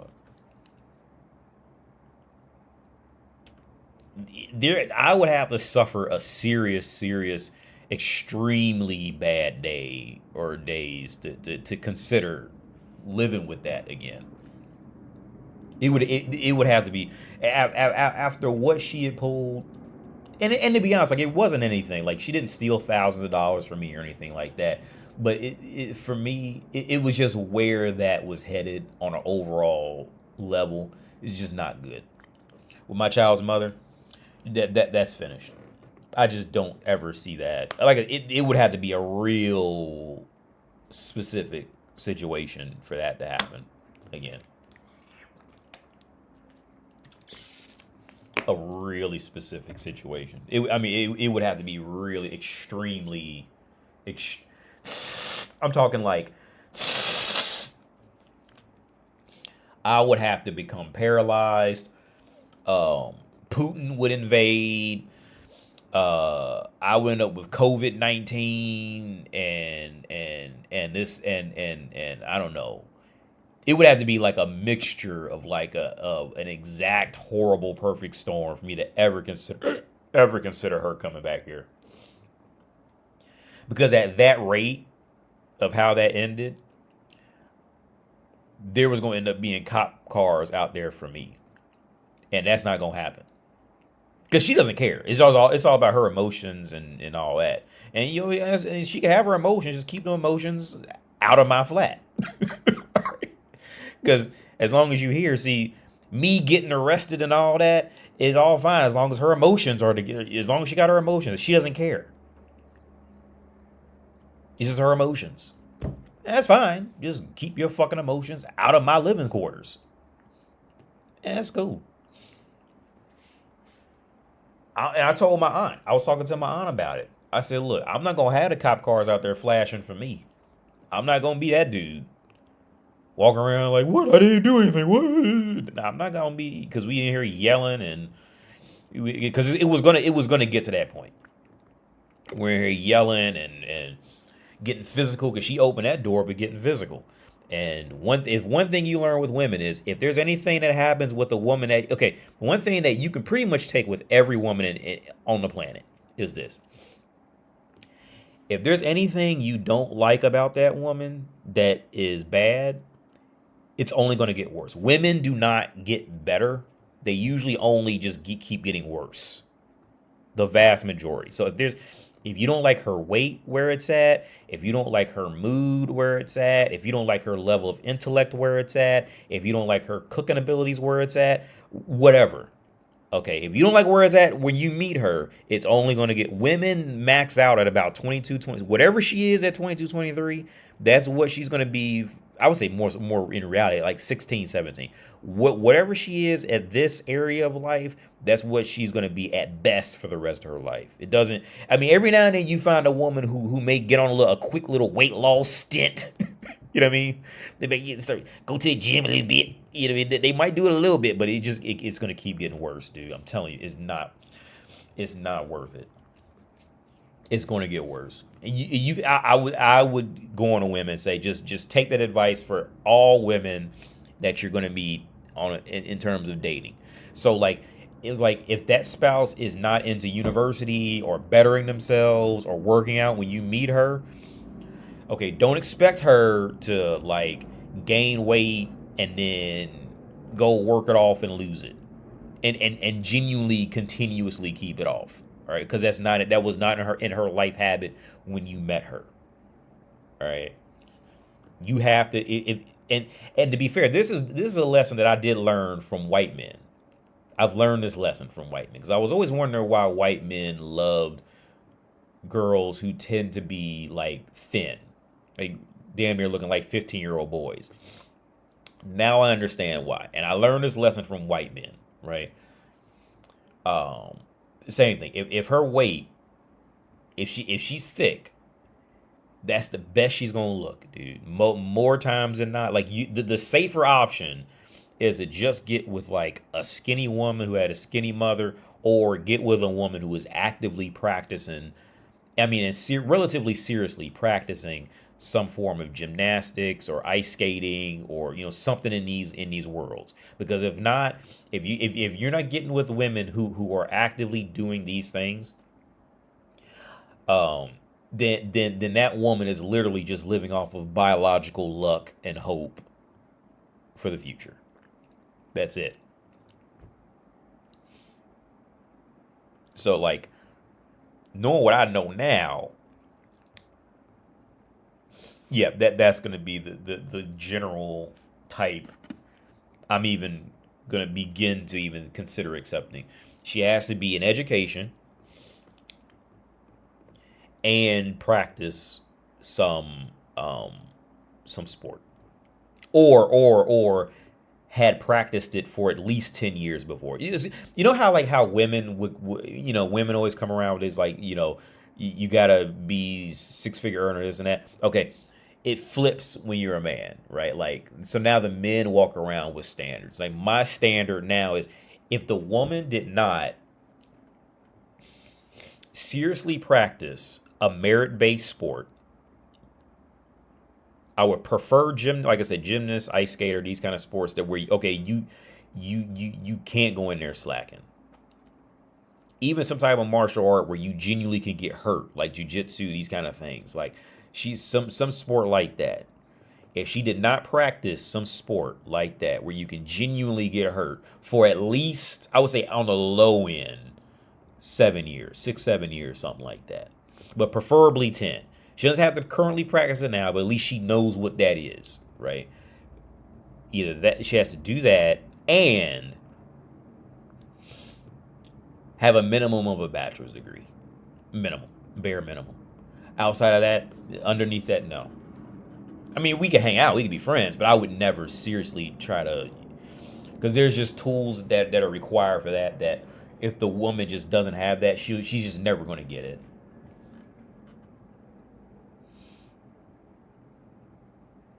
Because honestly, here's the thing. Honestly, like the weight gain by itself is not bad for me. Like the weight, if a woman gains weight, that by itself is not bad. But it's what I was telling the woman I teach. It's the weight gain along with everything else that comes with it that makes it unbearable. Weight gain by itself for a woman, as long as she's not like too horribly built. You know what I mean? As long as she's not like just terribly, awfully built kind of thing, like that Snorlax tranny, whatever that, as long as it's not something like that, like the weight gain by itself is manageable, but it's weight gain along with the imploding mentality of like, she knows she's aging, she's gaining weight, she's taking out on other people, she's mad all the time, she's bitter. It's all that extra that comes with the weight gain that makes it unbearable to be around. Just like I would say the same thing like with guys when they're broke and short and all this, and they're walking around, mad because they're short or what have you, right? They're mad because of all that. It's not necessarily. Sometimes it's not necessarily being short and all that. It's all the depression and bitterness that comes along with that over time that makes it just unbearable to be around. What's up, Super? UAD, why do you think women start acting childish when they get in a relationship with a man? Is it a red flag? Yeah. Yeah, it's a red flag. If you're looking for to make a partner out of her, yeah, it's 100% red flag.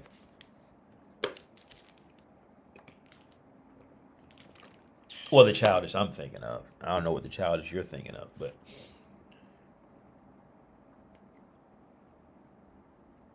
yeah, Elijah, yeah. She came up and put her hands around my neck. I pushed her off me. I didn't even push her that hard, but she like fell all over the vacuum cleaner and shit. And then she started like wanting me to hit her, like telling me, she's like, "You want to hit me? Come on, hit me." And that's why I just said, okay, look, the next time you walk out this flat is the last time you walk out this flat, because at that rate, look, and on top of that, my son was in here sleeping.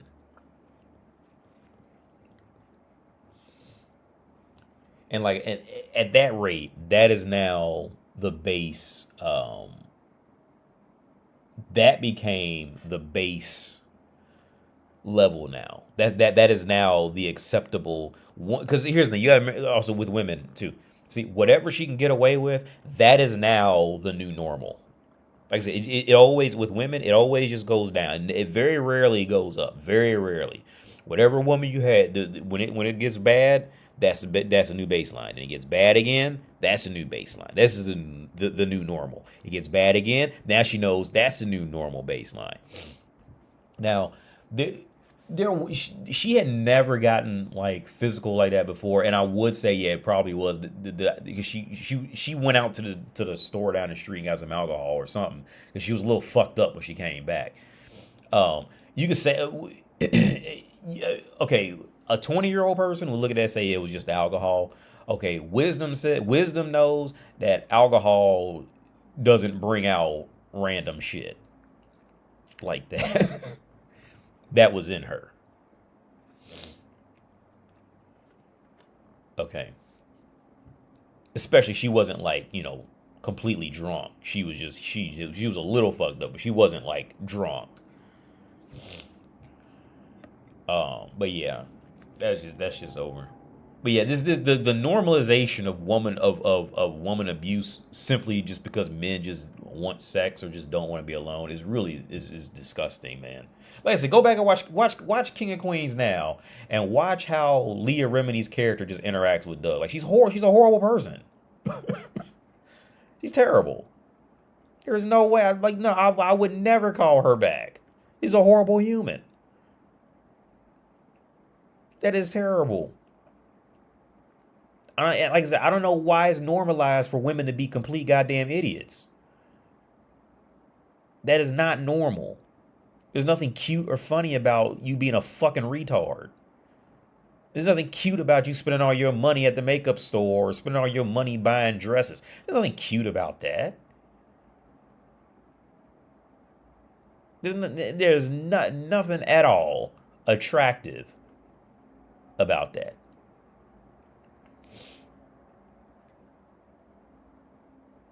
I can't seem to understand why they seem to want you to hit them.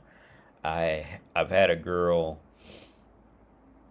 So I had a girl said to me, she cussed me out, and when I tried to leave, she blocked me and tried to get me to hit her. Yeah.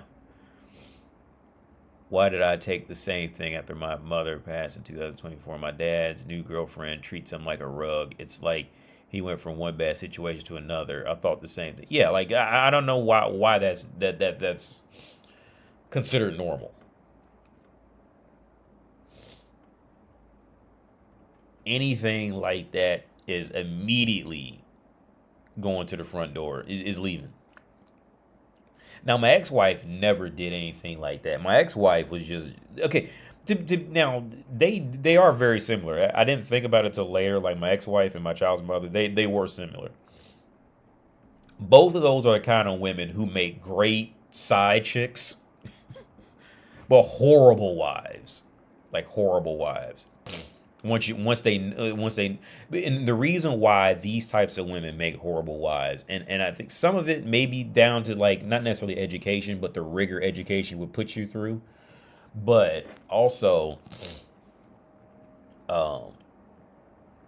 just that lack of impulse control, because they just never made it well that far in life in terms of like actually sticking around with a guy. So like I said, with my child's mother, all that, like, I noticed an immediate shift literally the same day when I put my name on my son's birth certificate. That day, there was a huge shift right there because she had never made it that far. She just didn't know what to do. And just that shit, just like complete shit side just like came out, which is normal to her, but there's no thought for like other people. Because she had just never, some women could probably handle it better than she did. But yeah, and it was the same thing with my ex-wife. Like my ex-wife, these are women that you really keep, like, these are women best kept away until you just want to hang out like from time to time kind of thing. But now to be fair, like my child's mother was a bit better. She was a lot better actually. Well, it was a different situation, but she was better. She was definitely better to hang out with, just to sit around and just sit in silence. And she would cook and clean and all that. Because my ex-wife was horrible at cooking and cleaning. We had a cleaning woman, and she couldn't cook very well at all. My child's mother could cook. I mean, she would. That's another conversation, but she could cook. But yeah, it was like once that female part of her mind said, got him, well, she thought she had me, kind of thing, it just immediately flipped. Immediately flipped. That had nothing to do with raising the son at all. It had nothing to do, that was strictly, I think I got him now by the hook. And there was no sense of like self-control, self-regulation, or anything. Well, yeah, right, no, pretty virtually no sense. And just turn to shit. And the thing is, like, and here's the thing, like she's such a slave. Like most women are like this, especially if they're in this boat. Like they're such a slave to their emotions that I think like a part of them really knows it, but it's like, and they feel bad about and she's even apologized a few times about it too. She's clearly apologized about it. But I know this is the part that seems unfair to her. Now, the part that truly seems unfair to her is that she has apologized. She's apologized extensively a few times. And I told her, I accept your apology. 100%. Okay. But the fact that I know what a woman is, that's done forever. She's not coming back. She can't, because her nature, that this is the situation of the scorpion and the frog. I think some people use like a couple of different animals, but it's the same theory. There's this it's like a poem type of thing. I think it's like Hindi or something. It's a scorpion and the frog, where there's a river, right? And this frog he's just chilling in the water. And this scorpion comes to the frog and says, "Hey, if you let me ride your back, can you take me to the other side of the river?" Because the frog can swim and the scorpion can't. So the frog goes, "What? Of course not. Like, if I put you on my back, you're just gonna sting me, and we'll both die." And the scorpion goes, "Come on, man, that's crazy. Why would I sting you when I'm on your back if we're both gonna drown? That's crazy. Think about it, right?" So the frog thinks about it and goes, "Yeah, you're right." And he says, "Come on." And so now the frog has a scorpion on his back. And he's swimming, and they talking and chilling. And out of nowhere, whap! The scorpion just stabs the frog. And the frog goes, "What? I thought we was friends. You wasn't supposed to sting. Now we're both going to die." And the scorpion just goes, "I'm sorry. It was in my nature. I couldn't help it." That's it. If I let her come back in here, I'm going to be the frog. I can't do that. Like I said, unless there's a severe practical need for it, I can't do that. There's a chance like my son can get sick and I don't know what to do and she has to come by, something like that, then yeah. But like for her to live here, no, absolutely. That is forever closed. Like I said, I accept the apology from previously what happened. It's like the frog, accepts the apology from other scorpions who stung frogs before. But like, no, this is your nature. I cannot let that back in. Period. It's done. Let's find a scorpion and a frog, and I'm gonna get out of here.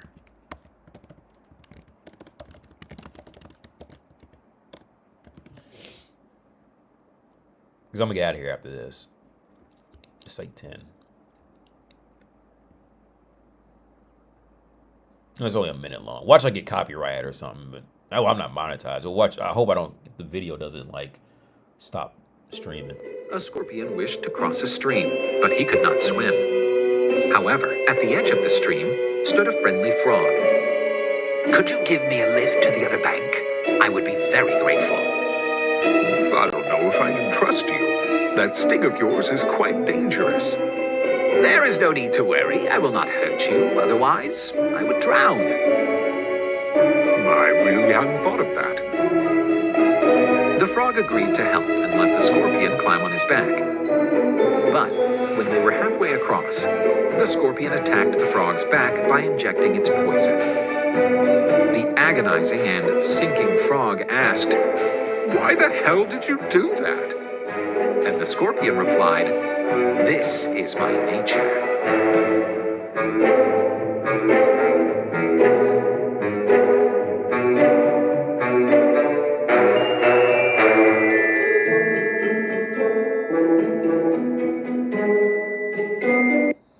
Yeah, so that's it. Yeah, it was really short, but now it's like I said, it's gonna feel bad to her because it feels unfair to her because she's getting left. That ultimately that's what it is. So she's gonna be mad about it because she never got to say so in leaving, and she doesn't see herself as a scorpion. She didn't have the wisdom yet of knowing that. So like the fact that she lacks that knowledge and wisdom, and I have it. You see what I'm saying? Like that's gonna hurt too because now because so she's just caught completely as like the loser. So like she's never gonna she's always gonna be mad about that because she never got her say so in leaving or anything like that. But I had the wisdom. I know what that is. So basically, you're saying she's welcome at my house in my bed. She was an American 8, about American 7.5, 8, something like that. What are you doing in master degrees for IT? Actually, oh wait, I think the next term starts soon. IT.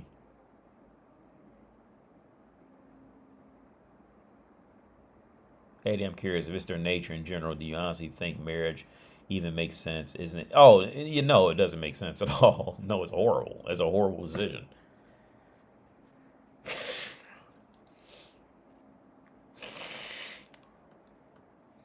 That's not worth it. Marriage is not worth the risk for any man. There's no need for it. Of course, the woman always finds a need for it because she knows the courts are in her favor, especially in countries like America. She knows it. You know what I mean? Like a woman is always gonna want marriage because like she doesn't lose in that situation, and in the legal situation she doesn't lose. So she's always gonna say, yeah, men need to step up. She's always gonna say it. But see, women never say, well, women need to step up in STEM fields. Women need to step up in dirty jobs. You'll never find a woman. Women need to step up in saving women in Ukraine. You're never gonna find women stepping women. You'll never find that. Men only need to step up in fields where women can easily win off of. Those are the only areas men need to step up in. If she thinks she can take a man's resources in some way, then a man needs to step up. I just seen the Tinder Swindler came back. Let me see that. The Tinder Swindler. Them bitches still walking around mad. Let me tell you something. The only reason this woman is mad is because she got before she can get him. That's the only reason why she's sitting up mad. And she won't shut the fuck up about it. There's the only reason why any woman is mad at a guy is because she got before she can get the guy. That's the only reason. Because if she would have got in there and knew she got something out of him, she wouldn't have been mad. That's the only reason she won't shut the fuck up about it. The Tinder Swindler got her. The Tinder Swindler got her. That's the only reason why any woman is ever mad about it.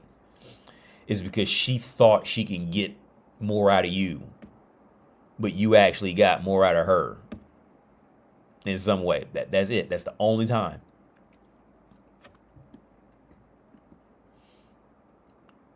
Whether it was her emotions or whatever the fuck. I tell you, that's my hero. Tinder Swindler, you my hero. Oh, that's not the Tinder Swindler.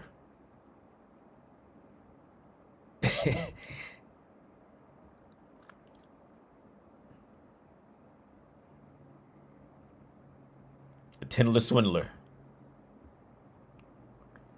Motherfuckers need to follow him. Fuck all them red pill. Fuck all this red pill shit. Y'all motherfuckers need to be studying his game. What the fuck did you do, bruh? How did you?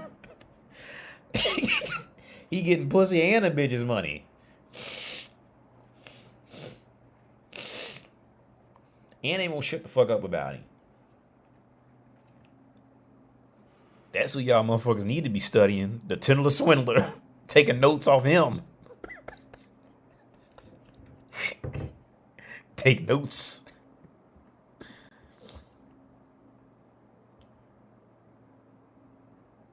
See, I think it's funny. I think this shit is funny. Like I said, the only reason she's mad is because she thought she was gonna get him. The only because okay, here's the thing, because with these women, because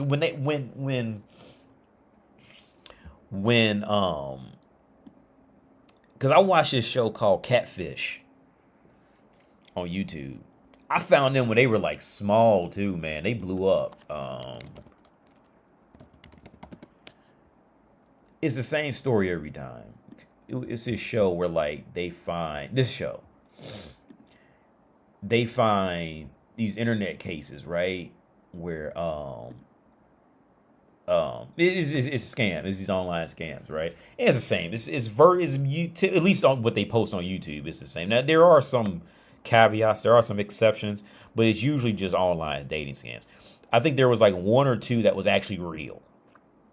It was a black dude, and he had been talking to this like some Asian, I think like Vietnamese or something woman for like 5 years, and he had sent her a whole bunch of money over the 5 years, but she ended up being real, and they called her, and she was like dead serious, and they were gonna fly him out to go meet her, and he never responded. He was just fucking like, the dude, she ended up being legit. But most cases, it's the same thing. The woman, well, both sides, like the person is shooting for somebody way out of their league. And the guys, well, the physical beauty and all that, but like, usually from what I've seen, the women are pretty much Tindler swindlered.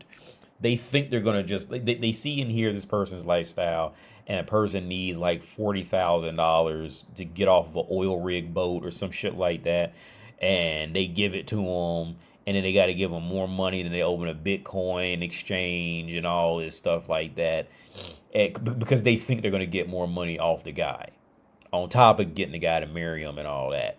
That is like the ideal marriage, for like general women.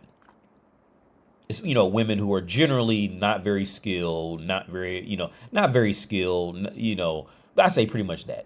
They pretty much lack any real personality and are not very skilled. That's when you're going to fall into, okay, it has to be some money involved and this kind of thing, right?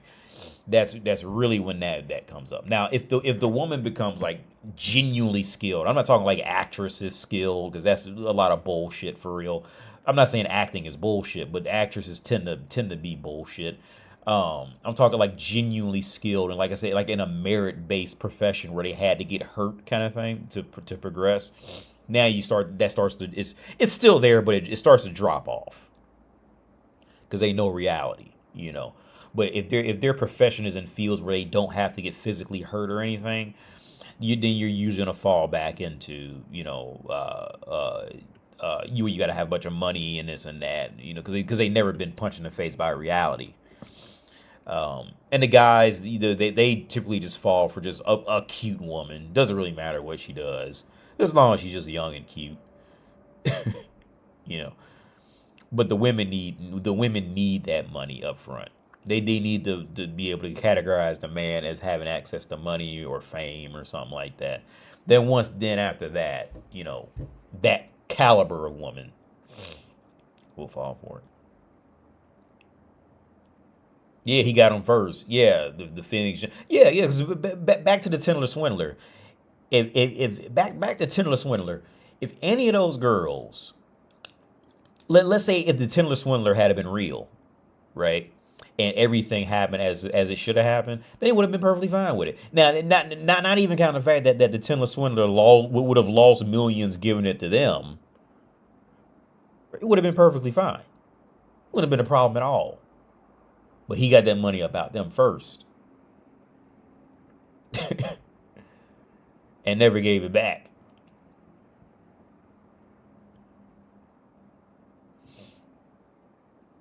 That's another reason why, like I said, I'm going, like, my new requirement. I'm sure it's going to be something fucked up in this requirement, but my new requirement is women who excelled in a field where they had to get physically hurt, and they're in education, to get that intellectual and physical pain, that sense of reality from both sides, before I'll even entertain it as potential. If she didn't do one, if she didn't do either, both of those, she drops down into, I'm not gonna be mean to her. We'll hang out from time to time, but I'm not gonna, like, take that serious in any kind of way. And it's not because of it's because of her sense of reality can either be distorted or at least a little more on track. But yeah, it's going on 10:30. I'm getting out of here. So yeah, thanks to everybody who tuned in. I'm getting out of here, man. I'm gonna get out of here. Y'all have a good day and night. I'll catch y'all later, man. Peace out.